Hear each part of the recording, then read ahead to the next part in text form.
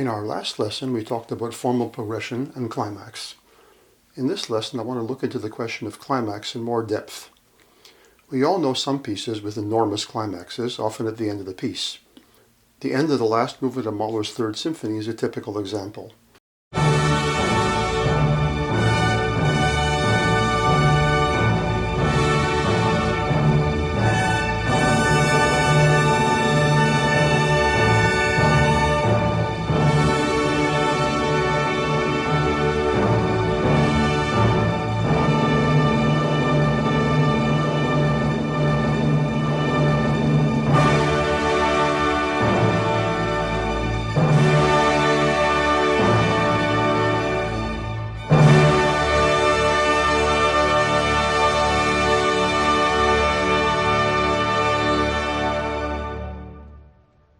After several waves of an already huge orchestral build-up, the last page finally arrives in the tonic D major chord, with trumpets and trombones in their brilliant high registers, while the lower instruments of the orchestra, led by two timpani, alternate between D and A, tonic and dominant.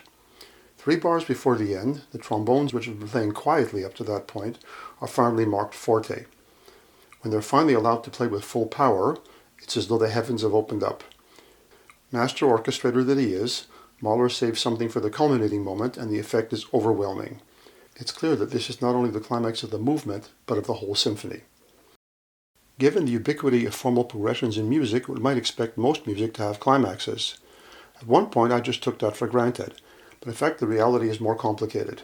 Certainly, this kind of enormous culmination is not always present. David Uron's book, Sweet Anticipation, has a little chapter on climaxes, which explains how they work on the psychological level. He also says that not all music has a climax, and certainly in the sense that he's using the term, this proves to be true. That said, normally the masterpieces in the Western tradition arrive at some kind of culmination, making their endings more convincing, more fulfilling. A piece which just stops, without a feeling of arrival, is less impressive than one where we feel that we've really arrived at the end of a meaningful voyage. A big part of achieving this feeling has to do with bringing some formal progression or progressions to their culmination. In the next couple of lessons, I'm going to explore several other shorter pieces where the feeling of culmination isn't as extreme as in the Mahler. The question we are looking at here is, what gives us the feeling that these pieces have really completed their musical voyage and fulfilled the potential of the musical idea? To start with, let's look at the Allemand from Bach's French Suite No. 4.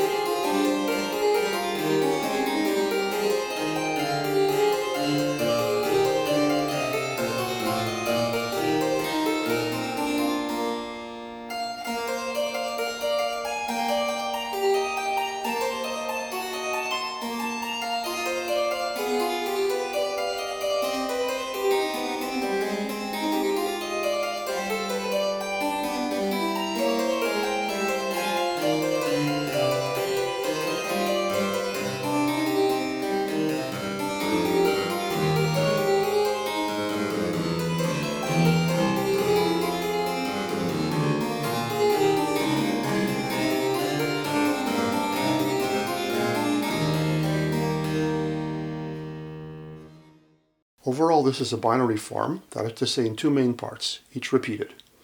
Here the same length, making the overall form symmetrical. In the A section, from the start up to the double bar in measure 10, the music moves from the tonic E flat major to the dominant B flat major. There are several formal progressions here. First, if we look at the highest notes of the top line, they gradually rise from the opening B flat to the high G at the end of measure 8. While the rise is not a straight line, it is surely no coincidence that the highest note arrives so close to the cadence in measure 10. There's also another progression here in harmonic rhythm. The first few bars, the harmony changes every half bar. Then, starting in measure 3, the harmony changes on every beat. At the end of measure 5, the bass begins moving in eighth notes, although the actual chord changes still occur on every beat. But at the cadence in measure 10, the harmony changes on every eighth note in the first half of the bar and then comes to a stop. There's also a progression in musical texture. Here we need to explain something. The conventional categories of musical texture, monophonic, homophonic, and polyphonic, are fairly crude distinctions. This piece is an example of a polyphonic texture with various degrees of density. For example, in the opening bars, the right hand is written in two parts, and there's no sense that the lower part is really independent. It just feels like it starts off the right hand's rise into the harmony. On the other hand, if we look at measure 6, for example, there is a real dialogue between the two parts in the right hand. So we could say this is more polyphonic than the opening. Similarly, passages like the third beats of measures 17 and 18 don't really sound like independent voices, but rather just like momentary thickening of the texture. This is a way to create a little crescendo on the harpsichord, where individual notes in a phrase can't be louder or softer than the other notes around them, as they could, say, on the piano. So Bach is, in effect, writing a crescendo into the music. So how does the texture progress in this piece? At the opening of the A section, as we said, the right hand essentially has only one voice. Starting in measure 6, it has two voices in a more contrapuntal texture. Finally, in the cadence bar, measure 10, the new syncopated motive appears for the first time, and the texture again thickens. In the B section of the piece, the progressions are somewhat different. The melodic line is already at its peak in measure 12, and gradually goes down from there in measure 15 and measure 18. However, the lowest notes of the bass line here have a clear progression downward, starting with the high B flat in measure 11, and then descending quickly in measure 15, and then going down even more from measure 17 to the end.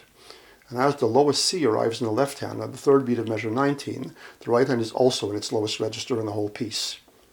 In terms of harmonic rhythm, as in the first half of the piece, there's a general acceleration to the point where in the last two bars, the harmony is changing on every eighth note, and the bass is the most angular it's ever been here. The texture of the B section is more varied than in the first section. There are times when it's in two parts, like measure 11 and 12. In measure 13 and 14, the middle part is more active, engaging in a kind of dialogue with the top line. We already mentioned the little thickenings of the texture in measure 16 to 18, but measure 19 is in just two parts, and the last bar is a bit thicker, again with the syncopated motive we heard first in measure 10. Clearly this piece doesn't have the kind of dramatic climax we saw in the Mahler example, but it's a short dance movement, and also the first movement in a suite, so that level of climax wouldn't be appropriate. But the music progresses lower than ever before in measure 18 and 19. The bass line, in measure 19 in particular, has a kind of intensity we've not heard in the A section, with its big leaps, the chromatic movement from D flat to C, and then the tritone leap from D to A flat. Also, the A section moved overall from E flat to B flat major, where it cadenced.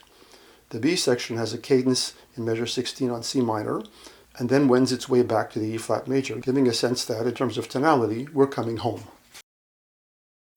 This feeling of rounding off the form, combined with the progression downward in the bass, and the harmonic intensity in the end as well, help give the end of the piece a sense of culmination, but in a subtler way than in the Mahler. But we still feel like we've completed a meaningful voyage overall, and the end seems fulfilling. In our next lesson, we'll look at some other pieces in this way, try to understand how the composer ultimately fulfills the musical expectations in a convincing way.